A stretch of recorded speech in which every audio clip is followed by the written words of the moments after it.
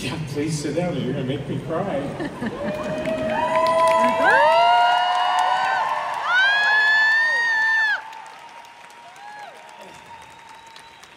You know, I would be remiss if I didn't take a moment and tell you thank you. It's hard to imagine where we are right now during this time, at this moment in doTERRA.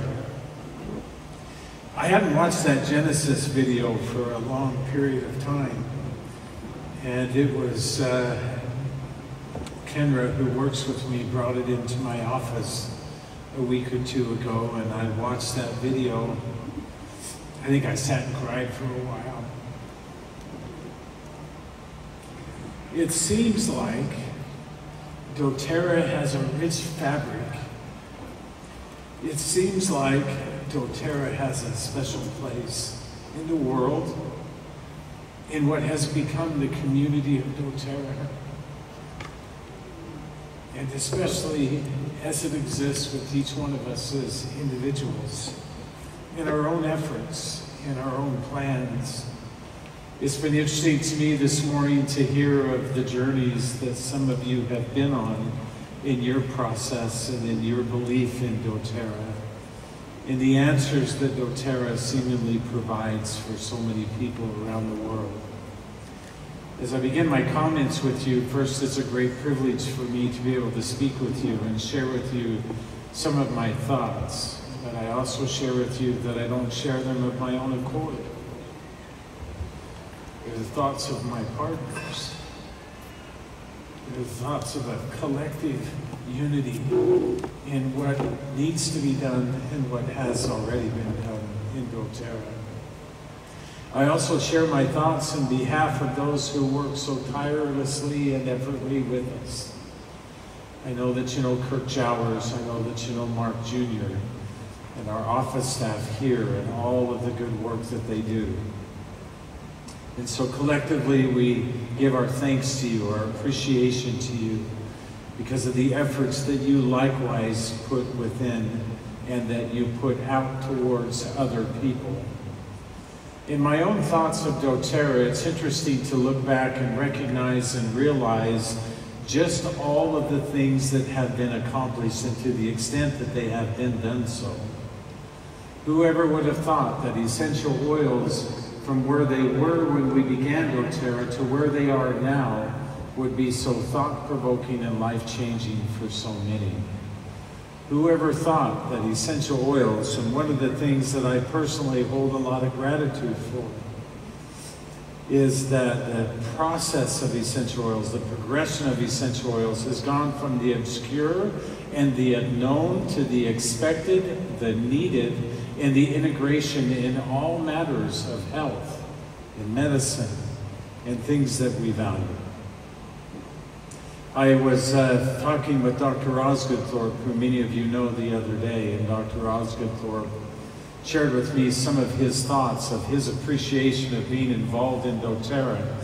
And I reminded him of almost 13 years previous, I went to lunch with Dr. Osgoodthorpe, which he got up and walked out of, called me a quack, said it was shameful what I was doing and of no value. Each one of us in our own way have had that experience in one way or another, and so I've put some thought into some things I might share with you, and there's three things that I think we all have to be accepting of because we are a part of doTERRA.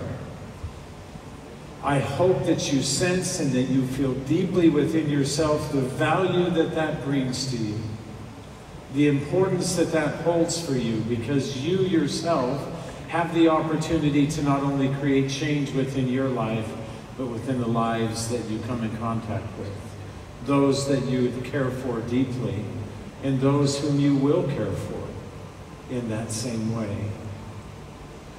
In my own thoughts about doTERRA, I think there's three things we have to recognize. One is that doTERRA has to become your own.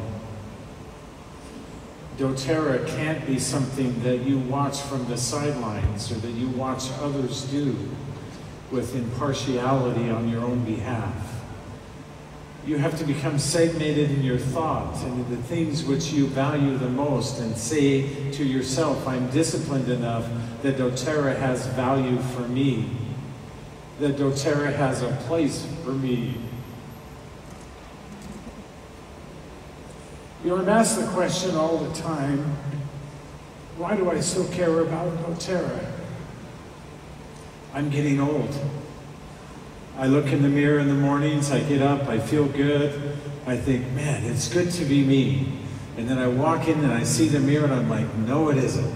It's not good at all. It's strange to get old, but it's also wonderful to be where I am right now.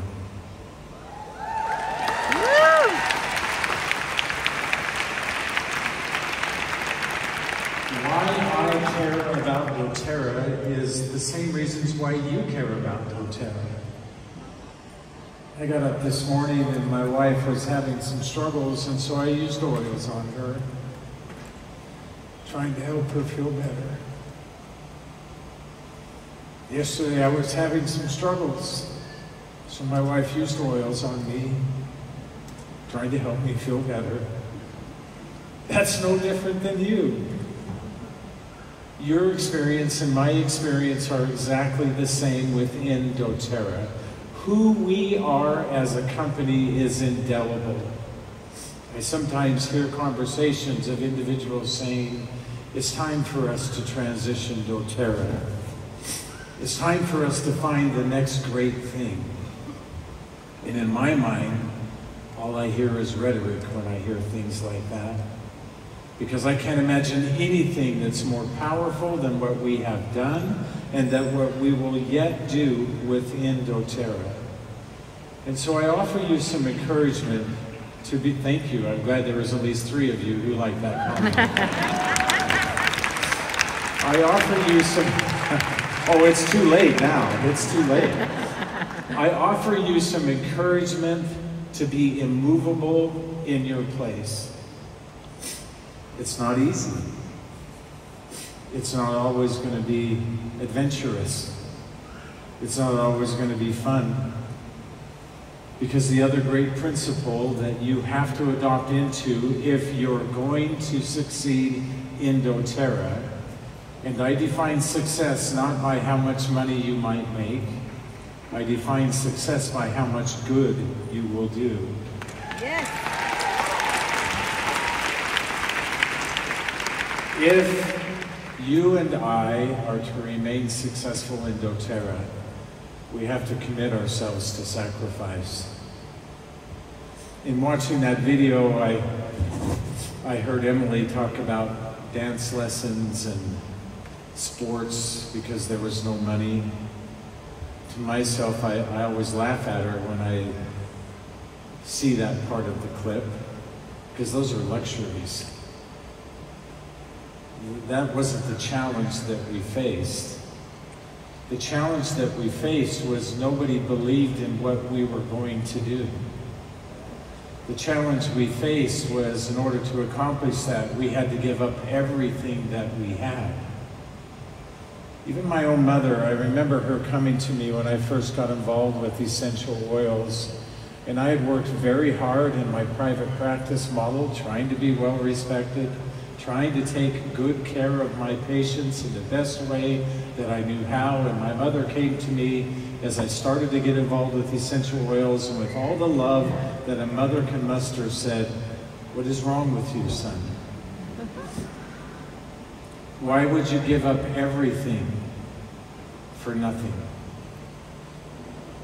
And I didn't have the answer to that question, other than I felt like it was the right thing to do. Later on in my progression with my essential oils, my mother came to me as a patient, and I changed her life in a way that I had never been able to do before. With essential oils. It's kind of funny how things come full circle. I have this belief that no matter who somebody is, no matter who they are, essential oils will have value for them and can be helpful. I've had lots of disappointment in my life in regards to the essential oils. I've had times where I felt like, how is it I can help people around the world, and the people who I love and care about the most, I seem to be able to do so little. You're going to sacrifice in a number of different ways, either because people don't believe in you or you don't believe in yourself. Maybe you're like me. I wake up most mornings and feel completely inadequate. I wake up most mornings and feel like I don't know why anybody would listen to me. I'm not an expert in essential oils. I'm just somebody who loves them. Yes.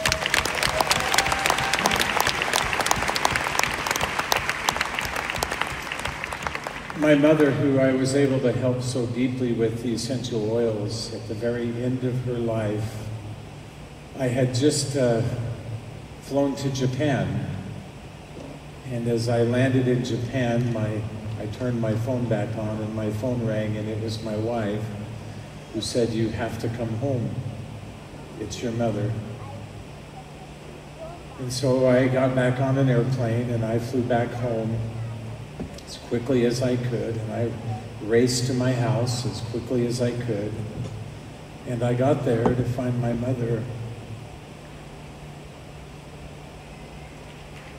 unconscious and laying quietly in her bed. And I was angry.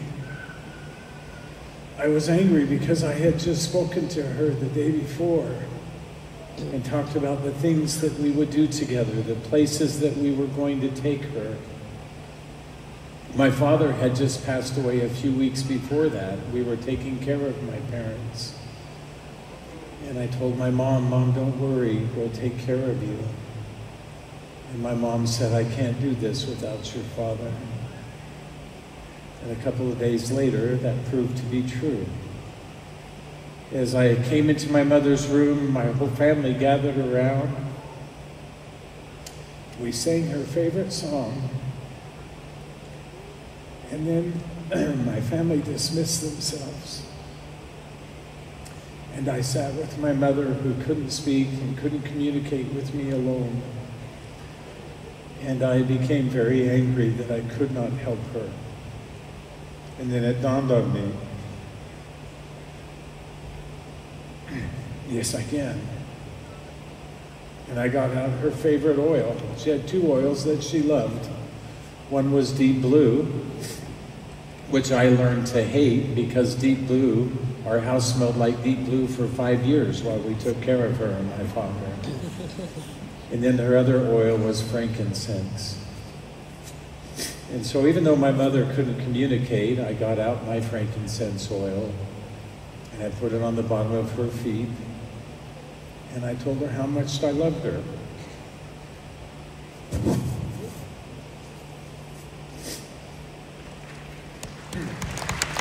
Sorry.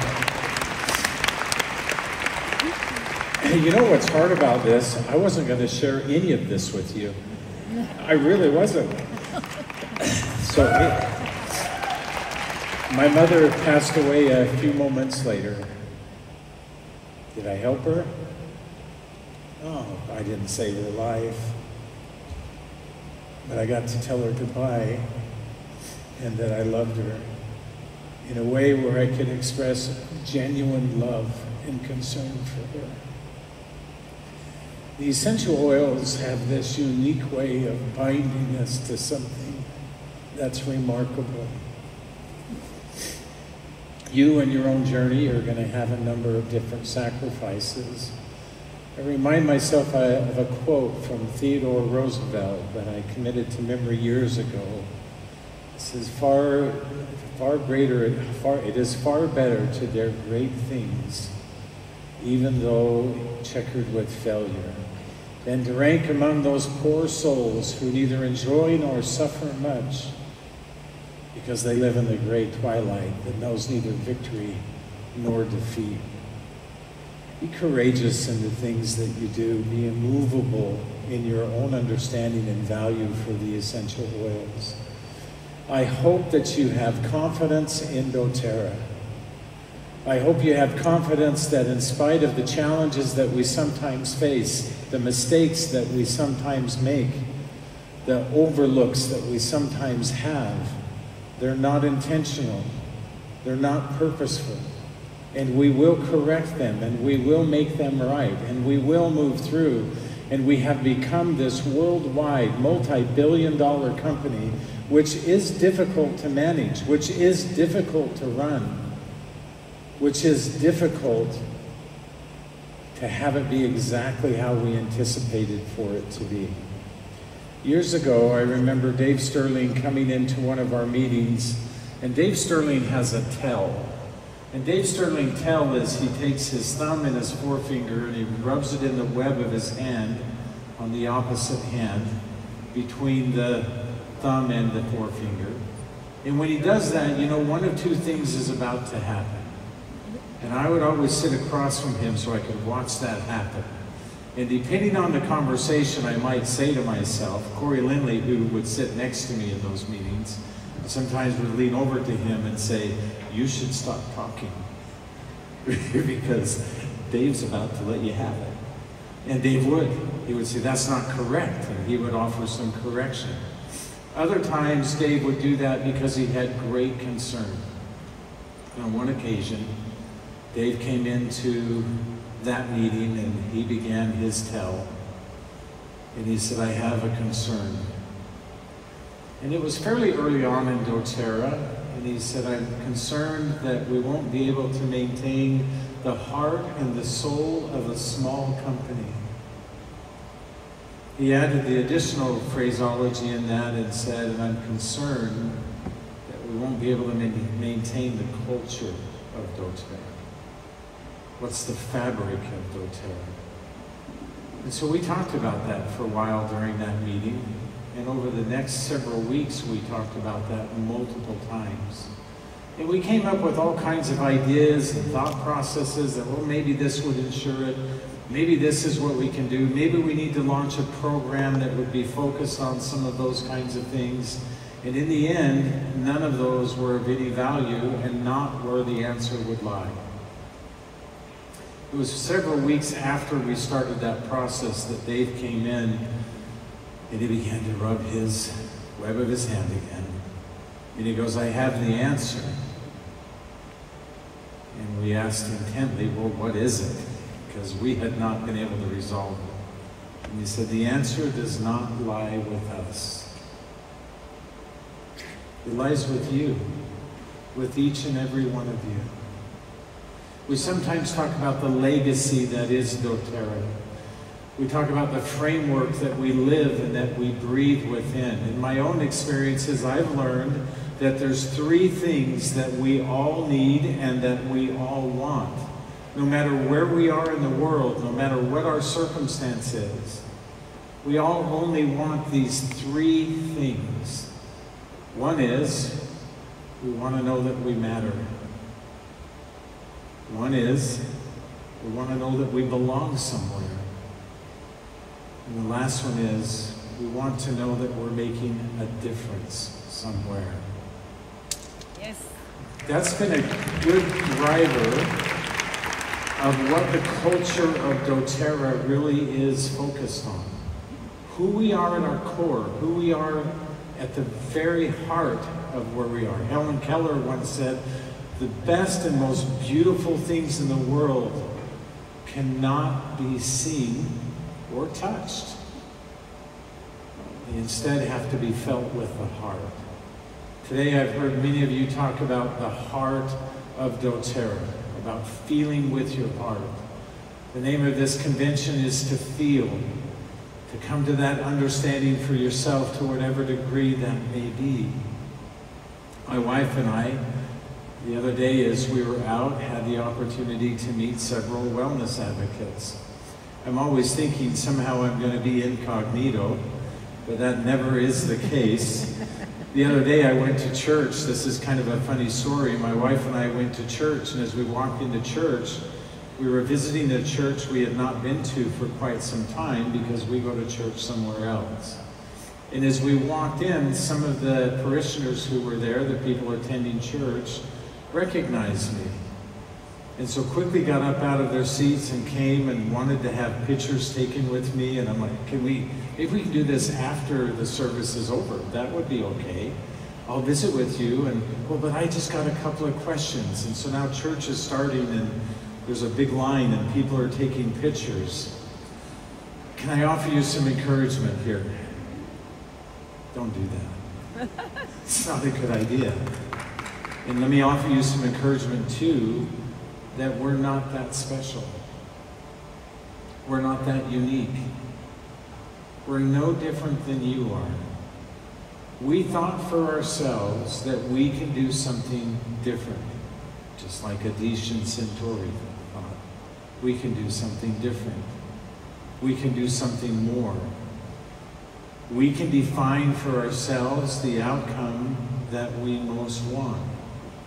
And so the other day when I was out and met some of you as wellness advocates, thank you for saying hello. But we heard a touching story from a young woman by the name of Anna Catherine. We met some of her friends as well, Jody and, yes, 2 other people. It'll come to it, Tina and Ali Oceana, and I apologize if I did not say your name correctly, but I think it was Ali Oceana, correct? From Israel. You're from Israel. And she told this touching story. My wife and I were celebrating our anniversary. And as we were walking down the street, my wife said, well, I'm not really hungry, are you? And I said, no, not really. And she said, well, maybe we should eat. And so we kind of peeked into the windows of this restaurant. Yeah, maybe that would be okay. And we were seen by Anna Catherine, who came out and shared a touching story with us.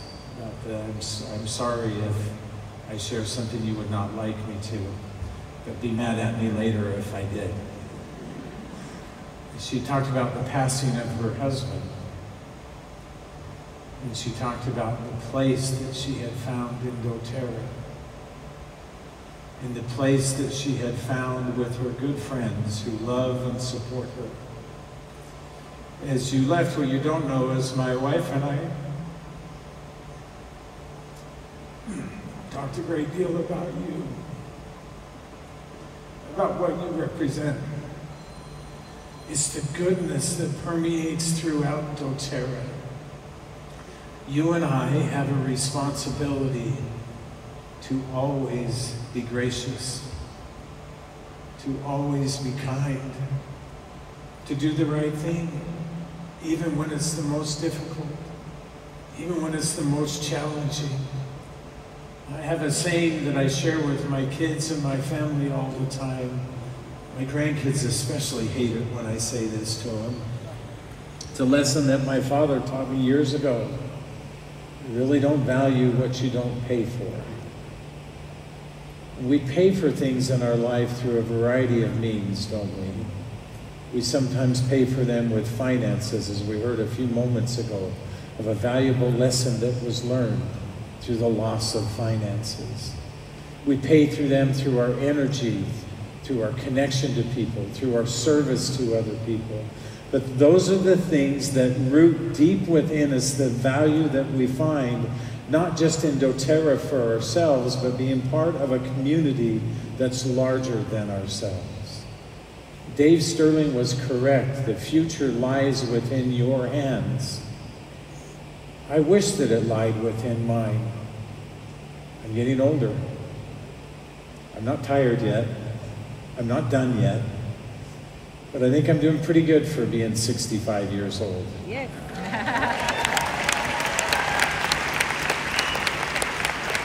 I went to the doctor not too long ago. One of the things I love to do personally is I love to fly airplanes. I have the same experience almost every time I fly. I'll be flying along, whether I'm by myself or I have somebody with me. I think silently, who put me in charge? This is not a good idea. I shouldn't be doing this on my own.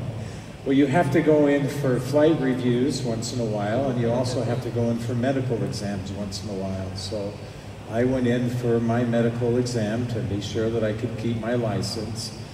And the doctor who I was working with came in and he said, Dave, you didn't bother to fill out any of the medications that you take. And I said, I don't take any medications.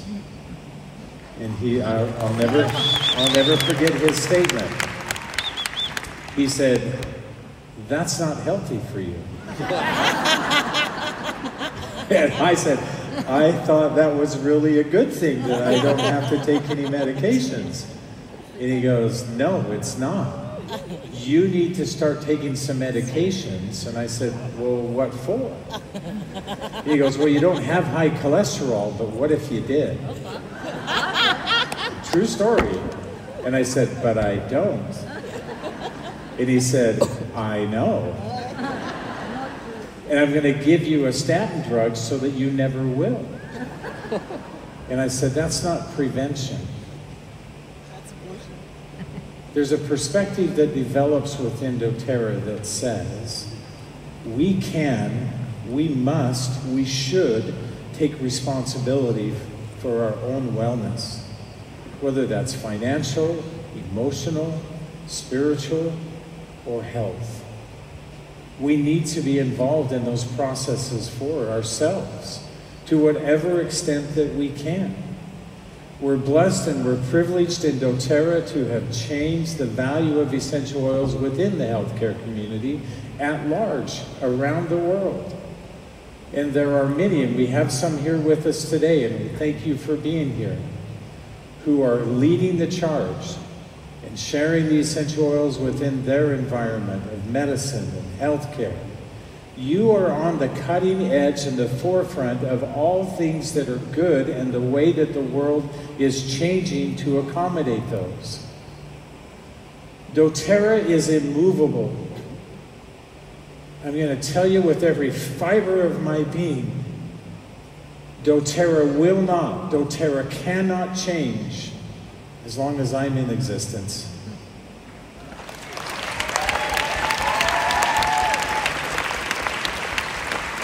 And if we do change, it will be for the better, not by misalignment with what we once did, but through the progression of learning and understanding and knowing more of the value that it provides for us.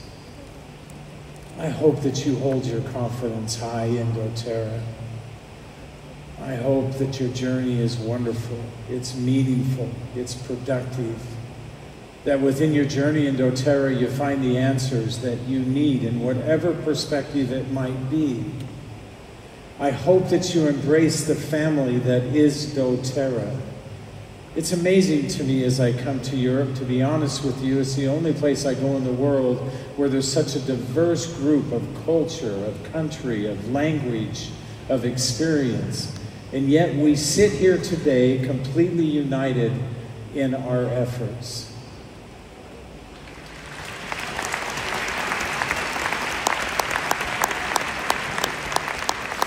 I have one more thought I want to share with you, if I may. And don't misunderstand this thought. I'm not speaking about myself, but rather what it represents.